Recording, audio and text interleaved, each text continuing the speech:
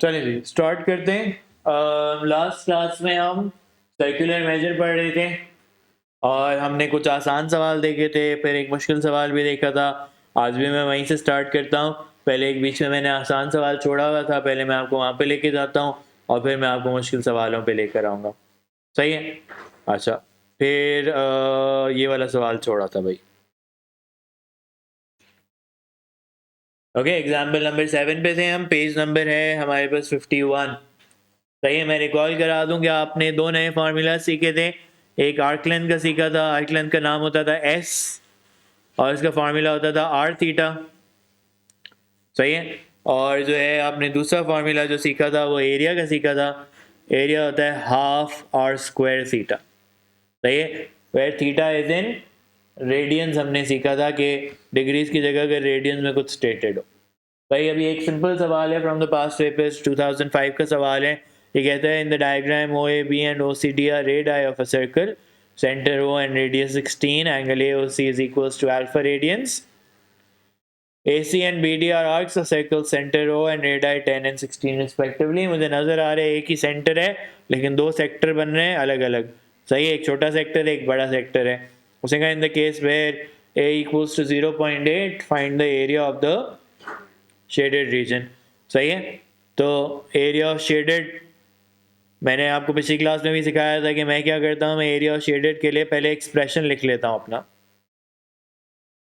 is should be area of large sector minus area of small sector। सही है, ऐसे ही सिखाया था मैंने। एरिया ऑफ लार्ज सेक्टर में लिखूंगा हाफ आर स्क्वायर थीटा। बड़े सेक्टर का रेडियस कितना नजर आ रहा है मुझे? 16 नजर आ रहा है, तो मैंने कहा 16 स्क्वायर और theta is 0.8। Small sector half 10 square और 0.8। सही है, सबको ये बातें तो समझ आती होंगी। I hope there is no confusion there. Answer बताओ।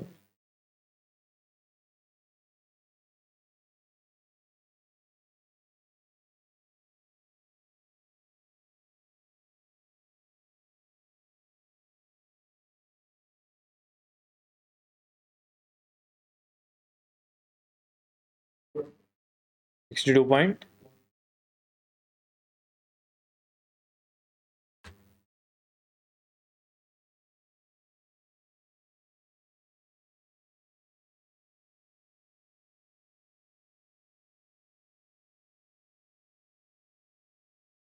ये तो सिंपल सवाल है।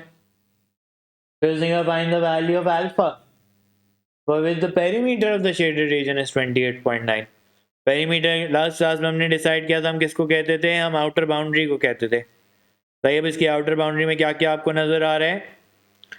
मुझे दो आर्क लेंथ नजर आ रही हैं और एक साइड ए बी नजर आ रही है और एक साइड सी डी नजर आ रही है। सही है, तो मैंने कहा पहले पेरीमीटर का एक्सप्रेशन लिख लेते हैं। भाई पेरीमीटर जो है वो क्या क्या हो जाएगा? Arc B D, arc A C, B D, B A sorry A B and C D. Arc length का फॉर्मूला होता है आर थीटा। बड़ा आर्क निकाल रहे हैं तो बड़ा रेडियस लेना पड़ेगा, तो ये बन जाएगा 16 अल्फा। सही है, दूसरा वाला क्या बन जाएगा? 10 अल्फा। फिर मुझे ए बी की लेंथ बताओ। 6। सही है, पूरी 16 है, उसमें से नीचे वाला रेडियस माइनस करते हैं जो 10 का है तो वो 6 बन जाता है। तो ये भी 6 का है और ये भी 6 का। सही, और एक चीज क्या पता है हमें? तो द पेरीमीटर इज 28.9। तो मैंने यहाँ पे लिख दिया। आई थिंक सिंपल सवाल हो गया ये तो पुराने पास पेपर्स में जो है वो काफी सारे सिंपल सवाल भी आए थे।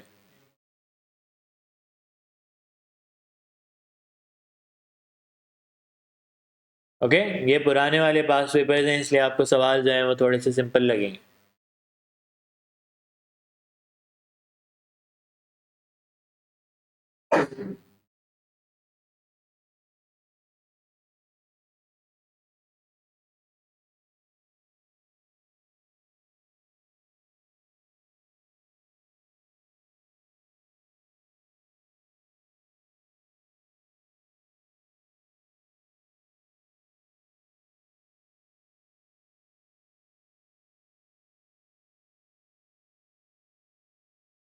क्या हुआ?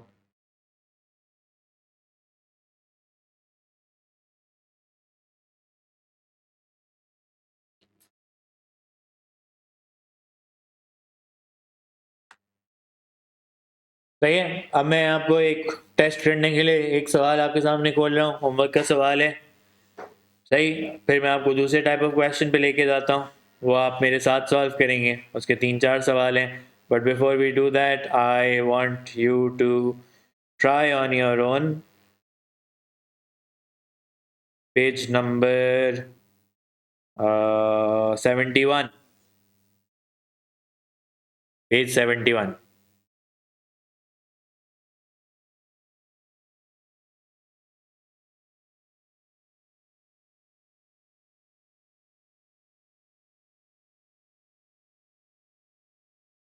दो 4-4 मार्क के सवाल है।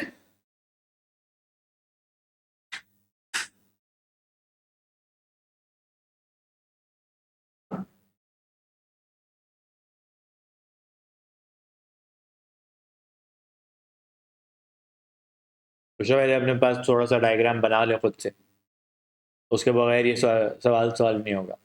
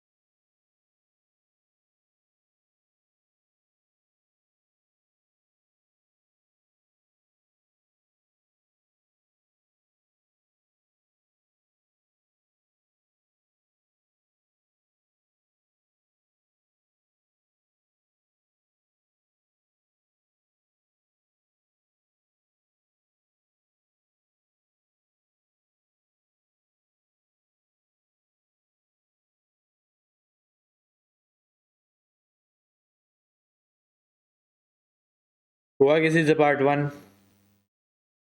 पार्ट 1 तो फिर आसान है, पार्ट 2 मुश्किल है ज़्यादा।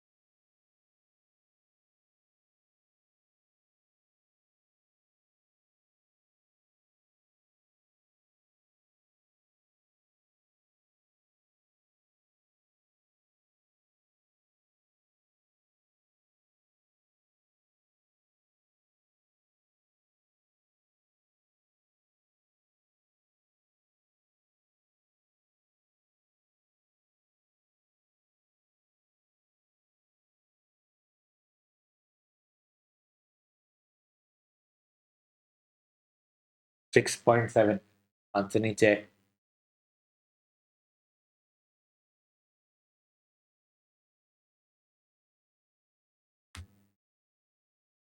अच्छा देखें, कभी भी अभी ये 5 रुपए के मुश्किल सवाल मैं आपको दिखा रहा हूँ ना, सही 2 बातें होती हैं इसमें।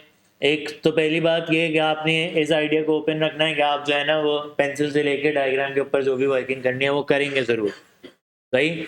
दूसरा आइडिया ये है कि भाई अगर मैं कोई शेप कहता हूँ, जैसे इसमें मैंने रोम्बस किया है, तो आपको रोम्बस की सारी प्रॉपर्टीज़ याद होनी चाहिए। यहाँ पे 4 साइड तो मैंने इक्वल मार्क की हुई है। आपको ये पता होना चाहिए कि वो वाले एंगल इस वाले एंगल के इक्वल होते हैं, और ये जो लाइन डिवाइड कर रही है दोनों एंगल्स को इक्वल उसमें डिवाइड कर रही है। ट्राइंगल्स बन रहे हैं हमारे सामने बहुत सारे, and all those things are happening. एक और जो रोम्बस की इंपॉर्टेंट प्रॉपर्टी होती है वो ये वाली होती है कि डायगोनल्स मीट एट 90 डिग्री। अब उससे फायदा क्या होगा, इलाके हमारे पास राइट ट्राइंगल्स बनेंगे भाई, जिसमें तुम साइन कॉस टैन बड़ी आराम से लगा सकते हो पे, सही है। अब मैंने और क्या कहा है, मैंने कहा कि ईच साइड इज 5 सेंटीमीटर्स, मैंने सब जगह लिख दिया 5, और एंगल बी ए डी जो है वो 1.2 है, तो ये आधा आधा हो गया 0.6 और 0.6, सही है। या पूरा भी हो गया तो 1.2 हो गया। मैंने क्या निकालना है, find the area of the shaded region, सही। और arcs is an arc of a circle with centre A और सी। एक आर्क जो है वो यहां से बन रहा है और एक आर्क जो है वो यहां से बन रहा है, सही है। अब मुझे पता है कि अगर आर्क्स बन रहे हैं तो सेक्टर्स बन रहे होंगे। कौन सा सेक्टर बन रहा है, पहले मैं ए वाला सेक्टर देख लेता हूँ। ये एक सेक्टर बन रहा है, सही है। अगर मैं आपसे कहूँ कि आप सिर्फ मुझे ये वाला एरिया निकाल के बताएं, तो क्या वो सिंपल सी बात है, area of sector minus area of triangle, और पिछला क्या होगा कि ये वाला एरिया जो है वो दूसरे एरिया का डबल हो जाएगा, सही है। ये वाला एरिया बराबर वाला एरिया भी जो है वो सेम होगा ना, सही है, वो भी उसी तरह सेक्टर से बन रहा है। बात ये है कि क्योंकि रोम्बस है तो सारी साइड्स वगैरह सब कुछ इक्वल है, सही है। तो मुझे सिंपल सा काम क्या करना है, मुझे एरिया ऑफ शेडेड के लिए मैं नीचे लिख देता हूं, मैं इस तरह लिखूंगा area of shaded equals to 2 times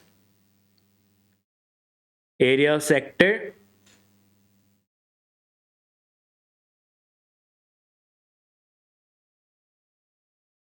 सही है।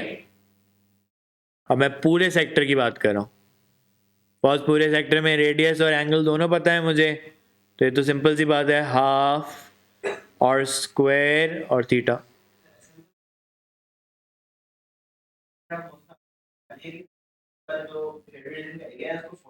हाँ तो ये बिल्कुल तुम राइट ट्रायंगल यूज़ कर लो, कोई मसला नहीं है मुझे, सही है। अब मैं अभी ऑनेस्टली अभी राइट ट्रायंगल क्यों नहीं यूज़ कर रहा, क्योंकि मुझे पता है कि मैं ये बड़ा वाला ट्रायंगल जो है ना वो हाफ ए बी साइन सी से निकाल लूँगा, एरिया का वो वाला फार्मूला लगा लूँगा जो राइट ट्रायंगल के बगैर लगता है, वो आसानी से लग जाएगा।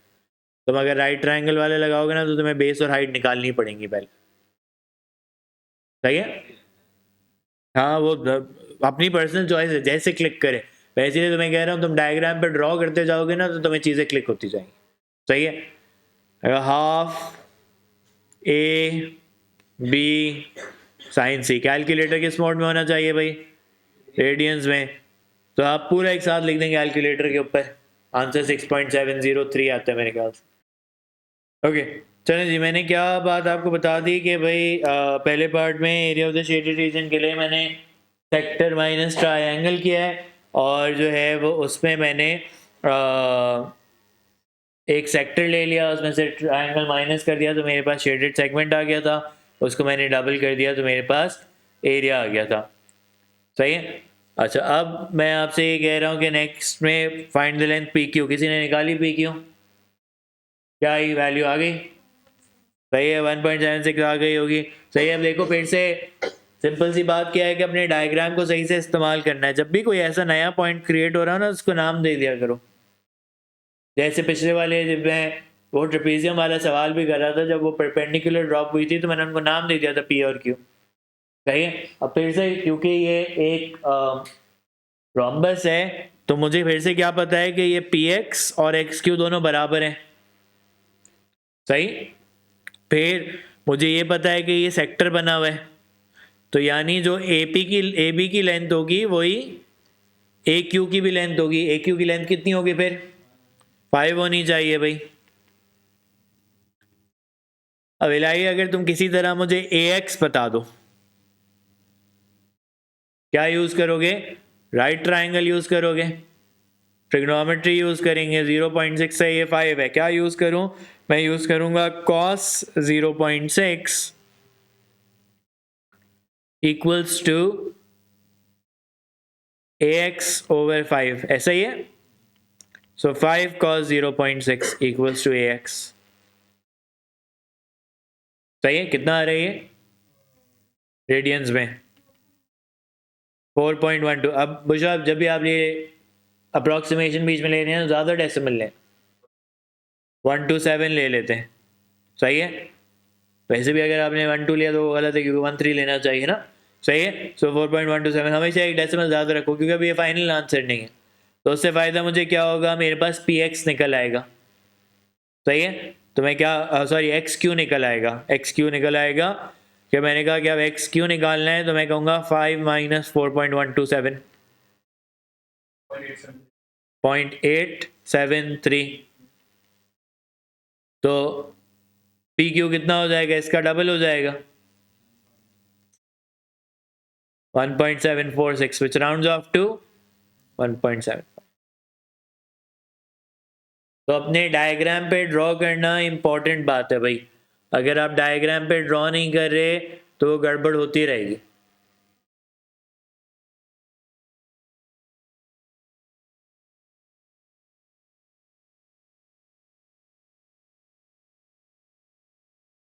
सही है? अच्छा जी, जल्दी से अब मैं आपको लेके जा रहा हूँ उन क्वेश्चंस पे, लिख लिया ना?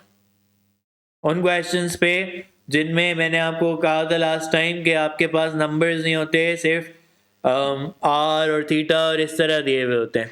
सही है? तो उन क्वेश्चंस को कैसे हैंडल करना है अभी वो सीखेंगे हम आ जाते हैं जल्दी से क्वेश्चन नंबर, एग्जाम्पल नंबर 9 पे।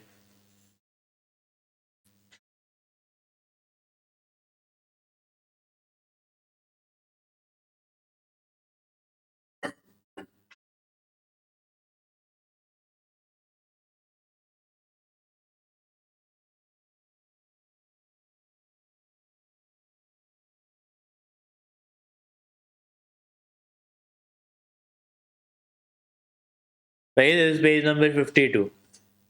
पहले पार्ट में मैं आपसे कहता हूं कि in the diagram A B is an arc of a circle, center O and radius R। सही है? सेंटर O मैंने मार्क कर दिया एंड रेडियस R।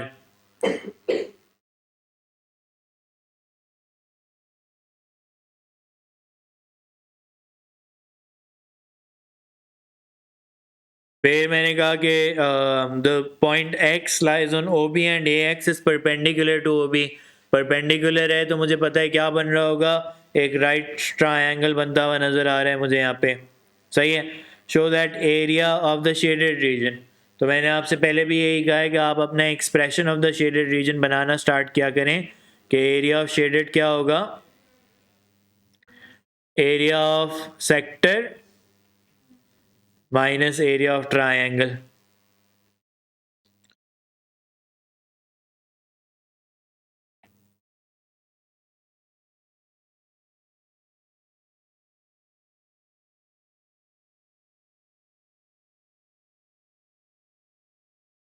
सही है? तो एरिया ऑफ सेक्टर तो सिंपल सी बात है, उसका फॉर्मूला होता है हाफ आर स्क्वायर थीटा। इस सेक्टर का रेडियस कितना है? आर ही है, तो मैं इसको आर स्क्वायर ही लिख दूंगा। इसका थीटा कितना है? थीटा ही है, कोई फर्क नहीं आया उन चीज़ों में। सही? एरिया ऑफ ट्रायंगल की बात करते हैं अर्दिल।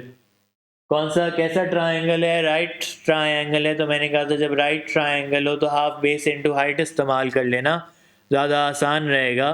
तो मैंने कहा हाफ बेस इनटू हाइट।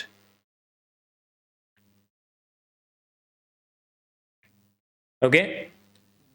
अब जो मेरा प्रूफ है उसमें साइन थीटा कॉस थीटा आ रहा है, मेरे पास अभी बेस इनटू हाइट आ रहा है, यानी मुझे ये आइडिया आया कि भाई किसी तरह बेस और हाइट में ट्रिग्नोमेट्री इन्वॉल्व करनी पड़ेगी भाई। अब मैं क्या कर सकता हूँ, मैं अपने साइन कॉस tan के बारे में सोचता हूँ। सही है, पहले मैंने आपसे कहा कि मुझे अगर बेस चाहिए तो यानी मुझे OX चाहिए। सही, क्या मैं OX के लिए लिख सकता हूँ कि cos theta equals to OX over R, adjacent over hypotenuse. तो OX कितना बन जाता है, R cos थीटा। सही है, तो मैंने लिख दिया, सही है भाई, बेस कितनी बन गई मेरी, R cos थीटा बन गई। हाइट का नाम क्या है, हाइट का नाम है AX। क्या इसी तरह AX को भी R और थीटा में कन्वर्ट किया जा सकता है, तो AX के लिए मैं क्या लिखूंगा, साइन थीटा। अब आपने ये बस डिसाइड करना होगा कि आपको साइन थीटा यूज करना है, कॉस थीटा यूज करना है या tan थीटा यूज करना है। सो R sin theta equals to AX।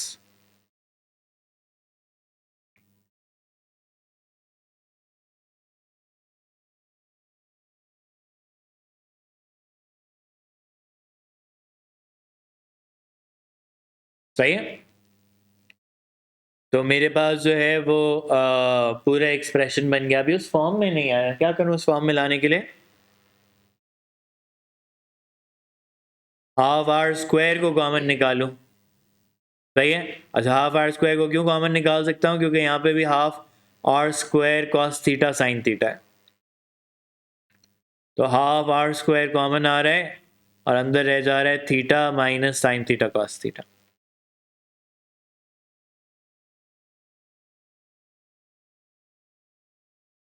सही है,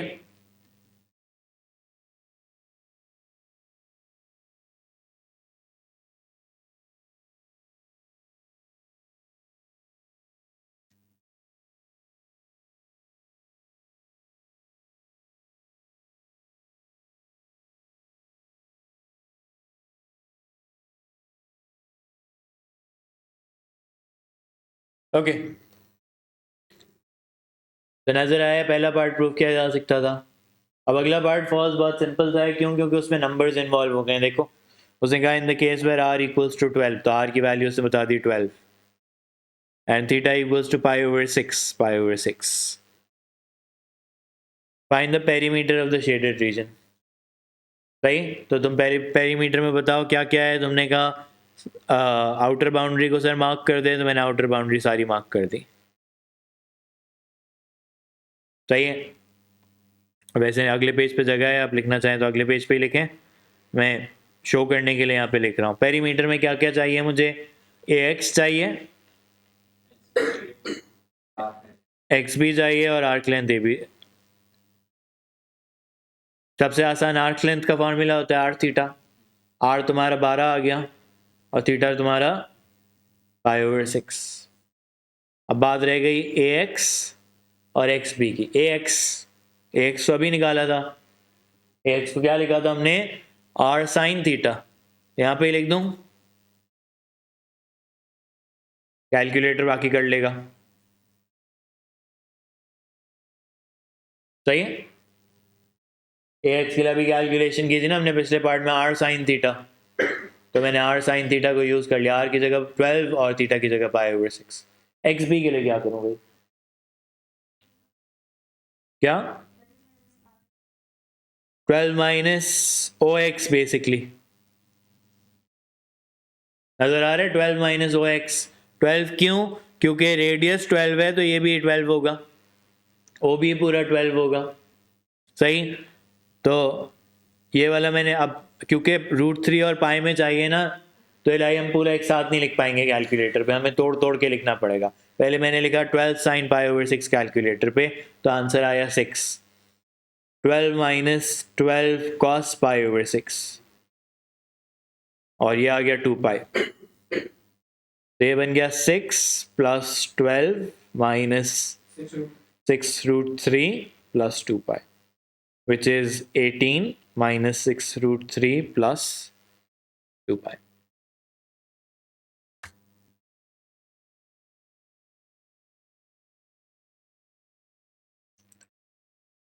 ओके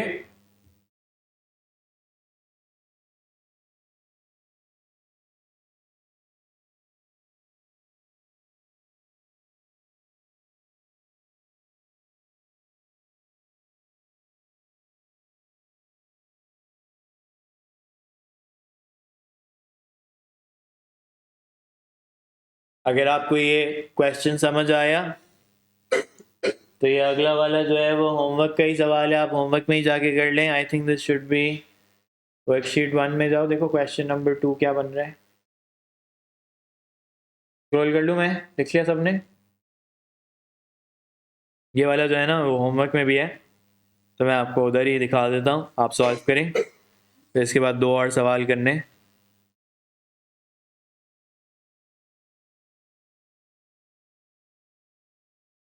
ये भी होमवर्क में ही आ रहा है। नहीं नहीं वेट, मैं आपको बता रहा हूँ कौन सा सवाल है। हाँ, वर्कशीट 2 का क्वेश्चन नंबर 1 है, पेज नंबर 69 है। जल्दी से मुझे सॉल्व करके दिखाएं।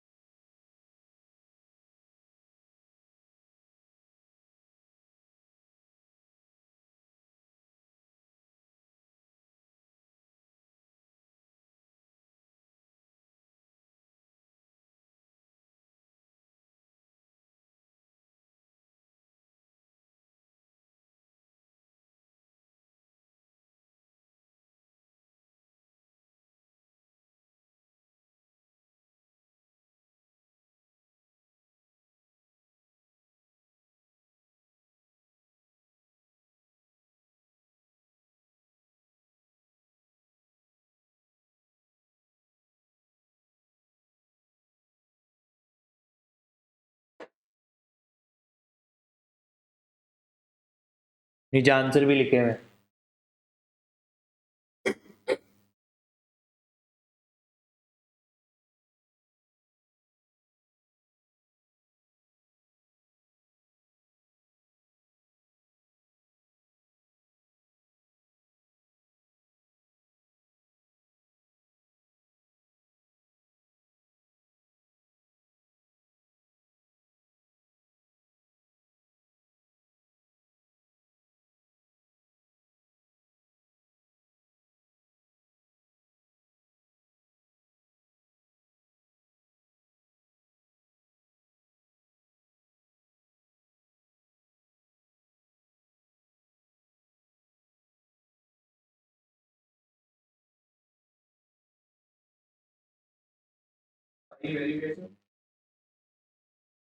किसकी वैल्यू? 1/5 पाई। दूसरे पार्ट के लिए पूछ रहे हो ना?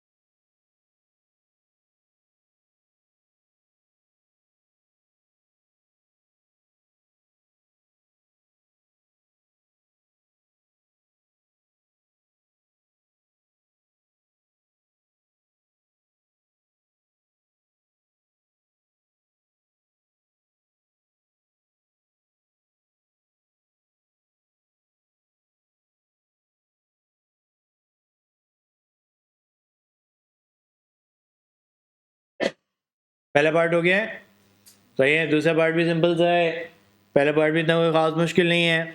मैंने आपको पहले भी कहा है कि पहले अपना एक्सप्रेशन सही से लिख लिया करें कि भाई ऐड क्या क्या करना है, तो आपको खुद ही आधी चीज़ें क्लिक हो जाएंगी और मेथड के मार्क्स भी मिलना शुरू हो जाएंगे। ओ ए तो सिंपल सी बात है, आर है, सही है। आर के भी निकालना भी आसान है, उसका फार्मूला होता है आर थीटा, तो आर थीटा ही रह गया। अब बी सी की लेंथ हमें निकालनी है, हमें नज़र आ रहा है कि राइट ट्रायंगल है, तो फिर से हम वही काम कर सकते हैं जो अभी हमने पहले किया था कि हमने ट्रिग्नोमेट्री इस्तेमाल करना शुरू कर दी थी, सही है। So R cos theta equals to B सी,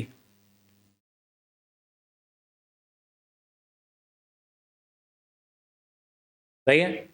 और इसी तरह ओ सी निकालने के लिए साइन थीटा,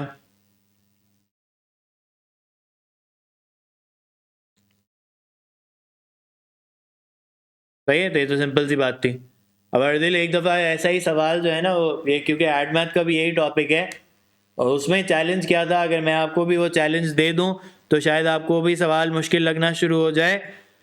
उसमें ये वाली लाइन जो है ना वो नहीं बनी हुई थी, बीच वाली लाइन। फिर लोग कंफ्यूज होते रहे कि भाई अब क्या करें, क्योंकि जब ये लाइन बनी हुई होगी तो पता चलेगा कि भाई एक्चुअली रेडियस ही है बीच में से निकला हुआ।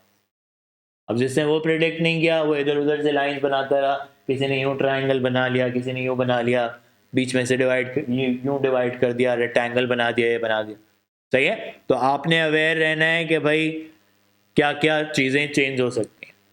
अब मैं आपको बता रहा हूँ कि अब जो रिसेंट पास पेपर्स आ रहे हैं उनमें यही थोड़े ज़्यादा चैलेंजेस हैं, ओके, कि लाइंस मिसिंग है। अभी आपको होमवर्क के भी कुछ सवाल नजर आएंगे, इनमें लाइंस बनाएंगे तो क्वेश्चन समझ आएगा, वरना नहीं आएगा, ओके।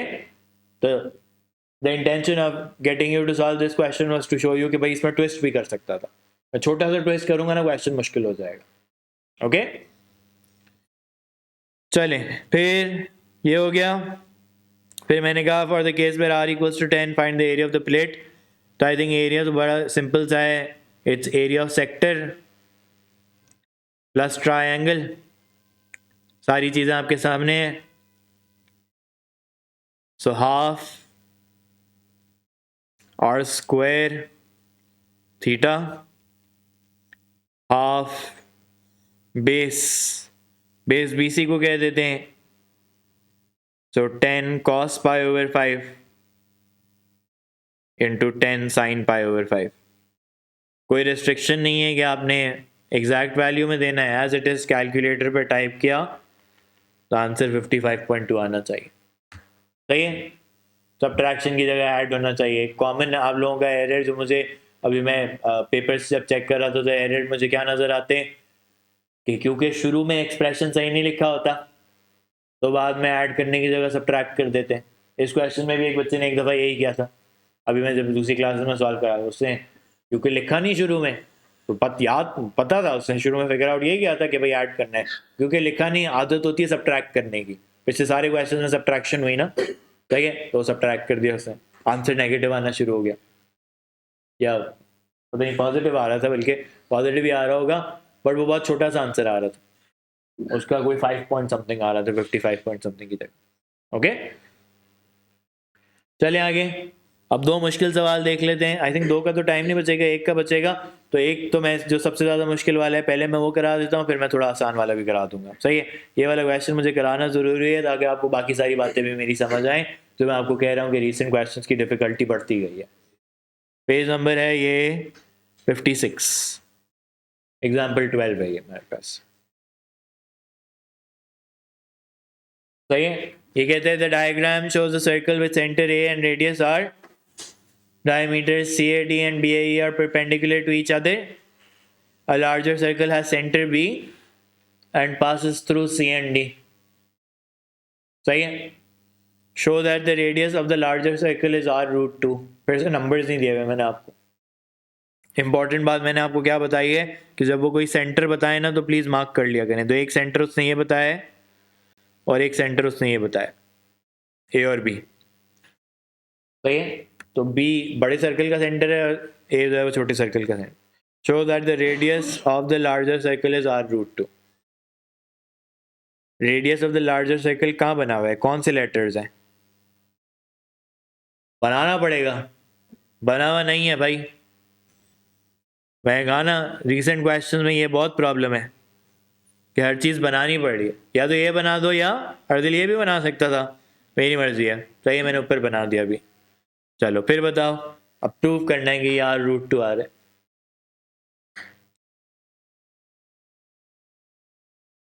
दो साइड आ रहे हैं, कौन सी एक और साइड आर बताओ? A B. सही है, और कैसा ट्रायंगल बन रहा है उसने 90 डिग्री खुद ही मार्क करके दिया हुआ है, तो राइट ट्रायंगल बन गया। तो क्या लगा सकता हूँ मैं, सिंपल सा पाइथागोरस थ्योरम लगा लो ना। सिंपल है ना, पाइथागोरस थ्योरम लगा लो, R square plus R square, 2r square का रूट, सो आर रूट 2। सही है, आर स्क्वायर का रूट आर आ गया और रूट टू रह गया। सही है जी, हो गया ये। आगे बताओ। Find the area of the shaded region in terms of R. 6 marks के लिए भाई, पहले 1 मार्क के लिए था, अब 6 मार्क के लिए। 6 मार्क का मतलब है वर्किंग बहुत सारी करनी है। और हमारे पहला क्या ऑब्जेक्टिव होना चाहिए कि हम अपना एक एक्सप्रेशन ऐसा लिखें जिससे हमें एरिया ऑफ शेडेड सेक्टर मिले और शेडेड रीजन मिले। अब बताओ कि क्या चीज़ों को ऐड सब्ट्रैक्ट करना पड़ेगा जिससे एरिया ऑफ शेडेड रीजन मिले भाई।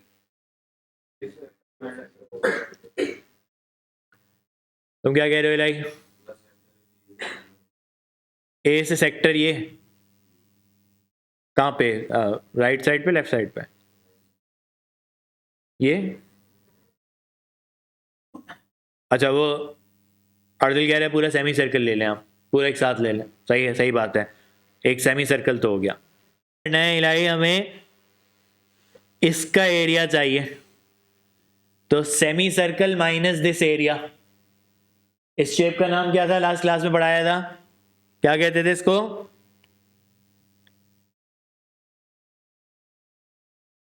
Area of semi circle minus area of segment. Segment सीखा था इसका नाम, सही, तो मैंने लिख दिया। अब सेगमेंट के लिए भी अर्दिल हमें क्या बता रहा है कि सेगमेंट के लिए सर आपको क्या करना पड़ेगा, आपको ये सेक्टर पूरा करना पड़ेगा और सेगमेंट के लिए क्या करना पड़ेगा आपको, एरिया ऑफ सेक्टर, मैंने ब्रैकेट लगा दिया। सही है, अब कभी आपको कंफ्यूजिंग लग रहा हो ना तो आपको जरूरी नहीं है कि जिस तरह मैं लिख रहा हूं उसी तरह लिखने की जरूरत है। आप अलग से वर्किंग करना शुरू कर दें। एरिया ऑफ सेगमेंट आपने अलग वर्किंग कर ली, दोबारा से आप इसको ले आए और फिर आप यहाँ पे फिट कर दिया। मेरी आदत है कि मैं यूं वर्टिकल वर्किंग करता हूँ, सही है, क्योंकि अब जाहिर बात है आदत हो गई है पढ़ाते पढ़ाते, और वो एक स्क्रीन पे डिस्प्ले करना होता है इसलिए कर रहा होता मैं ऐसे। सही है, अच्छा मुझे बताओ कि एरिया ऑफ सेमी सर्कल तो सिंपल सी बात है ना, उस सेमी सर्कल का रेडियस आर है, सो पाई आर स्क्वायर ओवर 2 हो गया। सही है, अब मुझे बताओ कि ये जिस सेक्टर का तुमने हमें अर्दिल बताया है इसका फॉर्मूला बनेगा हाफ आर स्क्वायर थीटा। इसका रेडियस कितना है पहले ये बताओ। अलिया में बता रहा है कि सर इसका रेडियस बी सी है, तो ये बन जाएगा half R root two square, और इसका थीटा कितना है 45 इंटू टू। सही, अर्दिल ने पॉइंट आउट किया कि सर ये दो जब आर और आर है यानी ये दो साइड सेम है, तो फर्स्ट ये वाला एंगल और ये वाला एंगल सेम होंगे। सही है, ये वाला एंगल और ये वाला एंगल। सही, ये वाला 90 है तो हम कह सकते हैं 90 प्लस x इक्वल्स टू 180, तो ये बन जाएगा। वैसे भी आइसोसेलेस राइट है तो ये एंगल 45 होगा, लेकिन इलाहिया में सिर्फ ऊपर वाला नहीं चाहिए, नीचे वाला भी चाहिए। 45 प्लस 45 सही है, एक ये रीजन है। दूसरा देखो और से, ये सर्कल था ना, ओ लेवल मैथ में प्रॉपर्टी पढ़ते हैं कि डायमीटर से कोई भी एंगल बने तो 90 डिग्री बनाता है भाई पूरा। लेकिन हम जो है वो डिग्रीज में नहीं लेंगे, हम किस में लेंगे, रेडियंस में। कितना होता है पाई ओवर 2। क्या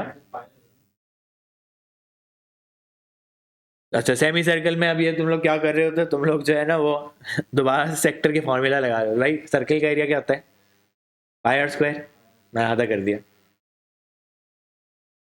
सर्कल का एरिया पाई आर स्क्वायर होता है ना, मैंने बस पाई आर स्क्वायर, मैंने हाफ आर स्क्वायर थीटा नहीं लगाया। अब तुम्हें हाफ आर स्क्वायर थीटा अगर लगाना है तो तुम्हारा थीटा जो होगा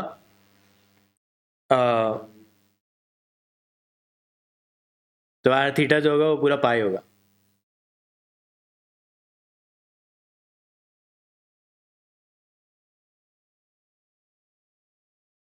भाई मैंने जो अभी यहाँ पे किया हुआ है ना, मैंने तो सिर्फ ये सोचा कि एरिया ऑफ सर्कल का फार्मूला होता है पाई आर स्क्वायर, उसको मैंने आधा कर दिया सेमी सर्कल के लिए बस। मैंने इस पर सेक्टर का फार्मूला नहीं लगाया। अगर तुम्हें सेक्टर का फार्मूला लगाना है तो उसका एंगल तुम्हें 90 डिग्री नहीं 180 डिग्री लेना पड़ेगा। 180 डिग्री इज पाई। सही है। अच्छा, अब मुझे बताओ ट्राइंगल, किस ट्राइंगल की बात हो रही थी भाई। BCD की बात हो रही थी। और अभी इलाही हमने क्या डिसाइड कर लिया कि ये पूरा भी राइट ट्राइंगल है, तो क्या मैं कह सकता हूँ कि इसकी हाइट जो है वो ये होगी और इसकी बेस ये वाली हो जाएगी। इन दोनों की लेंथ कितनी है r√2, so half into r√2 into r√2 कह सकते हैं ऐसे। अगर आपको इसमें कोई कंफ्यूजन हो रही है ना ट्राइंगल में, तो हमारे आप क्या कर सकते हो, ये भी कर सकते हो। तुमने तोड़ दिया, तुमने कहा छोटा ट्राइंगल ले लें सर, इसकी बेस भी आ रहा है हाइट भी आ रहा है, तो दो ट्राइंगल ऐसे हो गए, तो 2 times half into R into R. सही है, सेम बात हो जाएगी, कोई मसला नहीं होगा उसमें।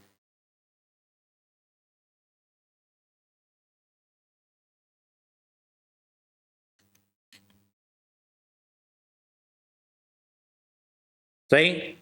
अब यहाँ पे थोड़ा सा शायद मसला हो कैलकुलेशन करने में। r√2 इंटू r√2, √2 इंटू √2 2 बना देगा, कैलकुलेटर ये बता देगा। सही है, आपको मैन्युअली भी सोचने की जरूरत नहीं, कैलकुलेटर बता देगा। सही है, तो ये बन जाएगा हाफ आर स्क्वायर इंटू 2, ये बन गया half R square into 2 into pi over 2। तो ये 2 कैंसिल हो गया, तो ये बन गया pi R square over 2 minus pi R square over 2 minus R square. Bracket मैंने खोल दिया। अब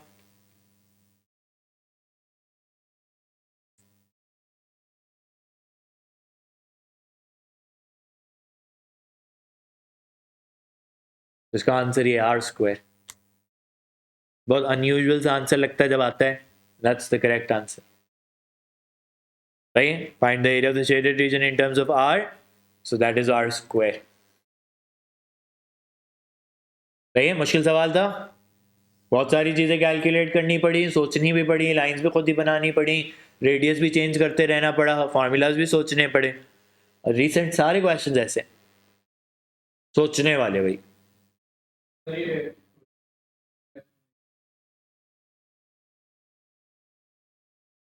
मैंने जो है वो ये कहा कि अगर ये 90 डिग्री है तो मैंने इसको हाइट ले लिया, इसको बेस ले लिया घुमा के। मेरा ट्राइंगल ऐसे नजर आ रहा है मुझे। This is my height and this is my base. तुम्हें कंफ्यूजन हो रही है तो तुम ये छोटा ट्राइंगल ले लो जिसकी बेस और हाइट दोनों क्या आ रहे हैं और उसको डबल कर दो। सही है? Okay, clear? ये मुश्किल सवाल था एक। टाइम है अभी हमारे पास। ये एक और मुश्किल सवाल है, साथ करके देख लेते हैं। उसने कहा था diagram shows the perimeter this is this angle A O B, centre O है, अच्छा सॉरी सेंटर ओ है, angle AOB is theta radians. The point C on OA is such that BC is perpendicular to OA. The point D lies on OB and the circular arc AD has center C. एक और centre भी है भाई इधर। सही है? इसका angle theta है, इसका एंगल कितना है दूसरे वाले सेक्टर का? पाई, पाई ओवर 2, 90 डिग्रीज है, pi over 2। Find AC in terms of R and theta. AC बताना है भाई आपने मुझे।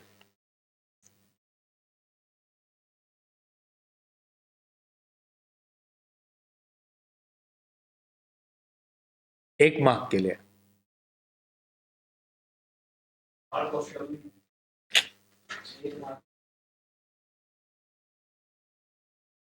पहले मैंने एक्सप्रेशन लिख लिया, AC is OA minus OC। OA को क्यों यूज किया? क्योंकि OA क्या है? रेडियस है R। जो OB है वही OA भी होना चाहिए, R। OC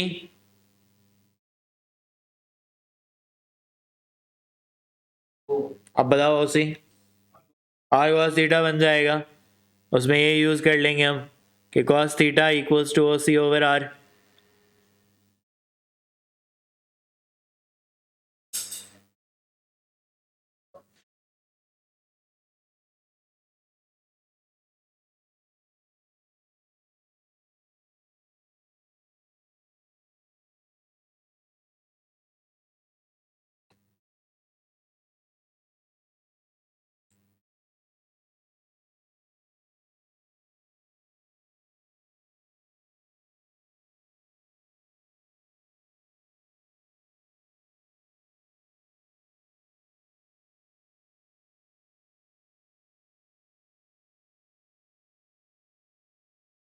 okay, so AC कितना बन गया? R minus R cos theta. Surprisingly एक ही मार्क का है ये। 2 मार्क्स होने, वैसे मुझे लग रहा था 2 मार्क्स होने चाहिए बट एक ही का। सही, अब हाथ से सही आया तो मार्क मिलेंगे, नहीं तो नहीं मिलेंगे। फिर find the perimeter of the shaded region when ABD when theta equals to pi over 3। अब नंबर्स आ गए वैसे तो। सही है, तो बहुत ज़्यादा कोई मुश्किल रही नहीं है। सही है, giving your answer as an exact value. अब मुझे बता दो पेरीमीटर में क्या क्या इंक्लूड करोगे?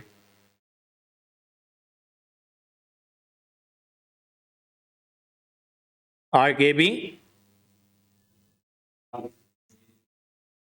आर्क AD और BD। हो गई ना, तीनों हो गई ना बस। ये और ये। सही है। आर्क AB तो आसान है मेरे ख्याल से। आर थीटा 12, नहीं क्या है, R4 है ना, 4 इंटू पाई ओवर 3, ऐसा ही है। आर्क AD के बारे में बताओ। आर थीटा, AD का रेडियस कितना है?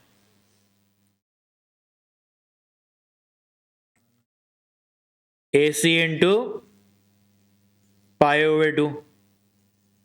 इसका रेडियस AC है और इसका एंगल 90 डिग्री है। तो अब AC का कहां से एक्सप्रेशन आएगा? AC का एक्सप्रेशन हम बोरो करेंगे वहां से भाई। सही है। अब BD भी बता दो। BD के लिए क्या करोगे? तुम BC माइनस CD कर रहे हो, ऐसे ही कर रहे हो। सही है। अब ये थोड़ी सी कैलकुलेशन बच जाएगी, 4 पाई ओवर 3 हो गई। AC की जगह मैंने लिख दिया 4 minus 4 cos pi over 3 into pi over 2। BC के लिए क्या बता रहे हो भाई? आर साइन थीटा तुम बता रहे हो, तुमने साइन थीटा यूज किया और तुमने कहा कि sir sine theta equals to BC over R, so R sine theta equals to BC। So R कितना है? 4 साइन पाई ओवर 3। और CD कितना है? जितना AC है। तो ये AC कितना आ रहा था?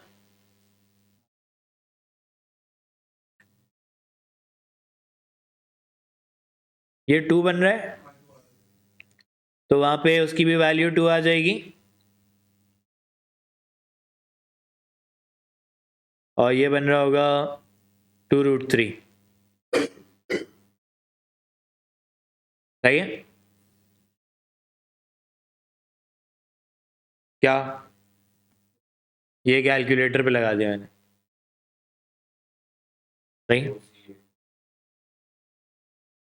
सो 4 pi over 3 plus pi plus 2√3 minus 2, 7 pi over 3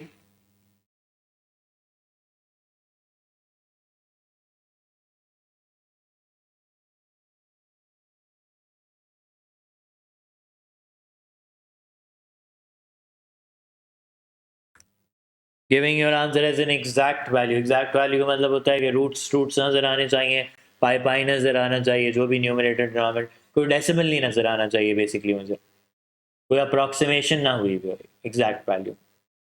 सही है? चैप्टर सबको समझ आ गया? आप कहेंगे सर आपने क्वेश्चन 1 2 3 छोड़ दिए थे, एग्जाम्पल 1 2 3 जिनमें ट्राइंगल्स बने हुए थे। अब उनमें ऑनेस्टली कुछ समझाने वाला नहीं है, सिर्फ फर्क ये है कि उन क्वेश्चन में कैलकुलेटर जो है ना वो डिग्रीज में ही रखना है। सर्कल वर्कल तो उधर है नहीं, तो कोई फार्मूला तो लगेगा नहीं सर्कल का।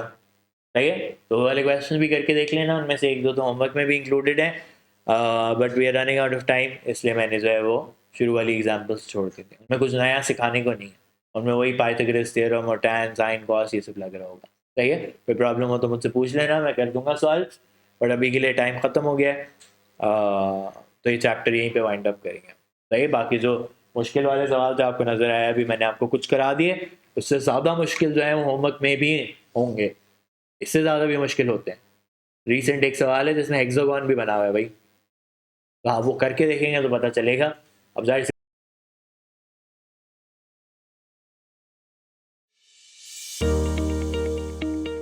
Welcome to Edge Learning, where we are changing dreams into success stories. Let's go. At Edge Learning, we offer courses to help you excel. Whether you're preparing for the SAT, aiming for IBA and LUMS, need O and a level tuition, or IELTS coaching, we have the right program for you. Forget about boundaries. We offer learning anywhere, anytime.